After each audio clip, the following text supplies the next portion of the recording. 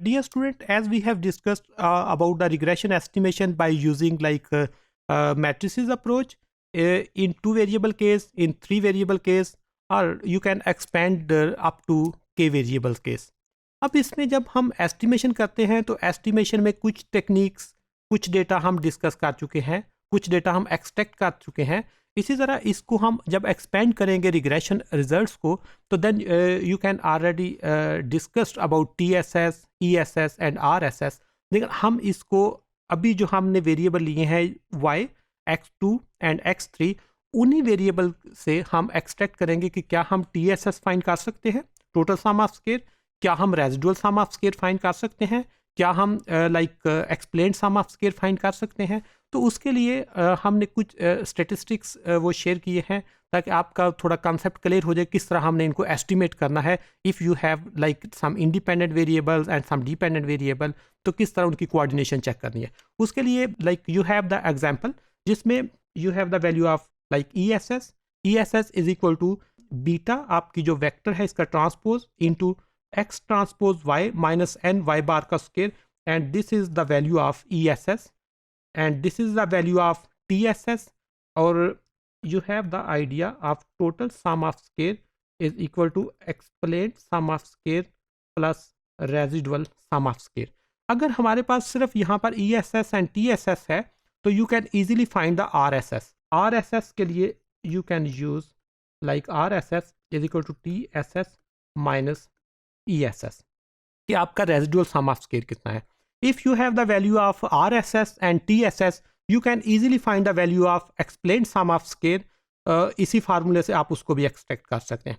इसी तरह another approach is like you can find the value of R square, and I have already discussed with you people that R square is your explained variation in the model, कि how much variation in dependent variable is because of independent variable, और वो कितनी है उसके लिए हम formula ये पहले डिस्कस किया कि उस तरह beta vector transpose into x transpose y minus n y bar का square divided bye y transpose y minus n y bar का स्क्वायर.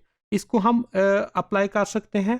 सेकेंडली, और सिंप्लीफाई इसको करने के लिए you can easily estimate by explain sum of square divided by total sum of square, and explain sum of square is equal to this formula and total sum of square is equal to this one. दोनों technique से you can easily find the R square which is 0.99. It means कि your dependent variable is 99% determined by your independent variable and only 1% changes in dependent variable is not explained in the model. या इसको हम कह सकते हैं here your TSS is equal to ESS plus RSS, and if total is 100, explained sum of square is equal to, and only 1% changes are not explained in the model. It means R 0.99 is a good option for the model. Then next one, you can estimate the values of your coefficient, value of your parameter. You have beta 1, you have beta 2 and you have beta 3. इनकी values हैं और साथ ही इनकी t value है, mean level of significance, and rule of thumb is if t value is greater than 2, your coefficient is significant. It means this value is greater than 2 and greater than 2 means overall the model is significant. R square is 0.99 and degree of freedom is 12 because number of observation 15 minus 3 is equal to 12, which is your degree of freedom. And you can find the value of f which is already greater than 4, और इसका generally rule होता है कि t square is equal to f for the significance.